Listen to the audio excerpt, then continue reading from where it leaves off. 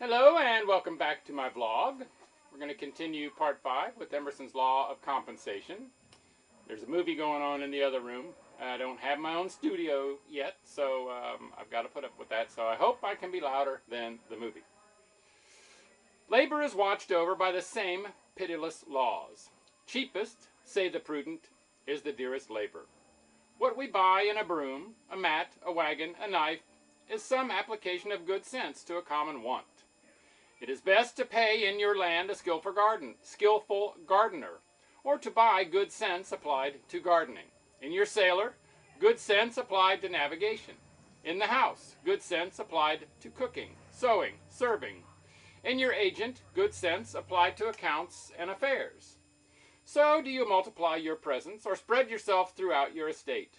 But because of the dual constitution of things, in labor as in life, there can be no cheating. The thief steals from himself. The swindler swindles himself. For the real price of labor is knowledge and virtue, whereof wealth and credit are signs.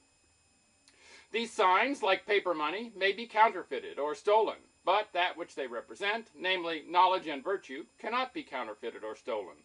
These ends of labor cannot be answered but by real exertions of the mind, and in obedience to pure motives. The cheat, the defaulter, the gambler, cannot extort the knowledge of material and moral nature which his honest care and pains yield to the operative. The law of nature is, do the thing, and you shall have the power. But they who do not the thing have not the power. Human labor, through all its forms, from the sharpening of a stake to the construction of a city or an epic, is one immense illustration of the perfect compensation of the universe.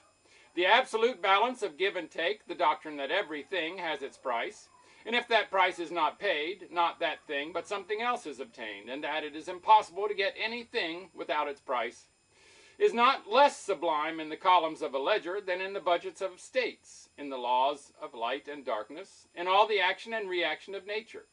I cannot doubt that the high laws which each man sees implicated in those processes with which he is conversant, the stern ethics which sparkle on his chisel edge, which are measured out by his plumb and foot rule, which stand as manifest in the footing of the shop bill as in the history of a state, do recommend to him his trade, and though seldom named, exalt his business to his imagination. The league between virtue and nature engages all things to assume a hostile front to vice. The beautiful laws and substances of the world persecute and whip the traitor. He finds that things are arranged for truth and benefit, but there is no den in the wide world to hide a rogue.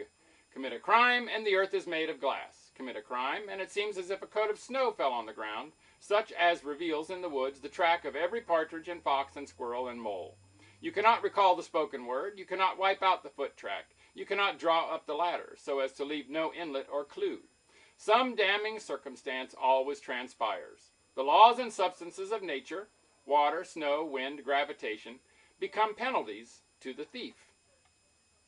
On the other hand, the law holds with equal sureness for all right action. Love, and you shall be loved.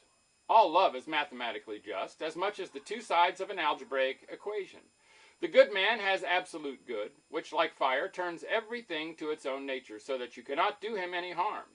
But as the royal armies sent against Napoleon, when he approached, cast down their colors, and from enemies became friends, so disasters of all kinds as sickness, offense, poverty, prove benefactors. Quoting a poem here, winds blow and waters roll, strength to the brave and power and deity, yet in themselves are nothing. End of the little poem. The good are befriended even by weakness and defect. As no man had ever a point of pride that was not injurious to him, so no man had ever a defect that was not somewhere made useful to him. The stag in the fable admired his horns and blamed his feet, but when the hunter came, his feet saved him, and afterwards, caught in the thicket, his horns destroyed him. Every man in his lifetime needs to thank his faults, as no man thoroughly understands the truth until he has contended against it. So no man has a thorough acquaintance with the hindrances or talents of men until he has suffered from the one and seen the triumph of the other over his own want of the same. Has he a defect of temper that unfits him to live in society? Thereby he is driven to entertain himself alone and acquire habits of self-help, and thus, like the wounded oyster, he mends his shell with pearl. Our strength grows out of our weakness. The indignation which arms itself with secret forces does not awaken until we are pricked and stung and sorely assailed. A great man is always willing to be little. Whilst he sits on the cushion of advantages, he goes to sleep. When he is pushed, tormented, defeated, he has a chance to learn something. He has been put on his wits, on his manhood. He has gained facts, learns his ignorance, is cured of the insanity of conceit, has got moderation and real skill. The wise man throws himself on the side of his assailants. It is more his interest than it is theirs to find his weak point. The wound cicatrizes and falls off from him like a dead skin, and when they would triumph, lo, he has passed on invulnerable. Blame is safer than praise.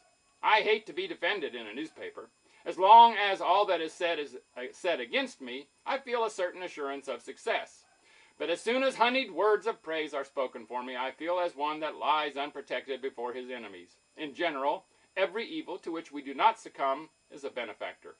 As the Sandwich Islander believes that the strength and valor of the enemy he kills passes into himself, so we gain the strength of the temptation we resist.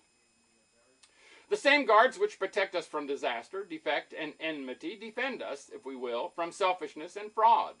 Bolts and bars are not the best of our institutions, nor is shrewdness in trade a mark of wisdom. Men suffer all their life long under the foolish superstition that they can be cheated. But it is as impossible for a man to be cheated by anyone but himself as for a thing to be and not to be at the same time. There is a third silent party to all our bargains. The nature and soul of things takes on itself the guarantee of the fulfillment of every contract, so that honest service cannot come to loss. If you serve an ungrateful master, serve him the more. Put God in your debt. Every stroke shall be repaid. The longer the payment is withholden, the better for you, for compound interest on compound interest is the rate and usage of this exchequer. And there we'll stop for today, so I guess there will definitely be a part 6. Make it a great day, and bye for now.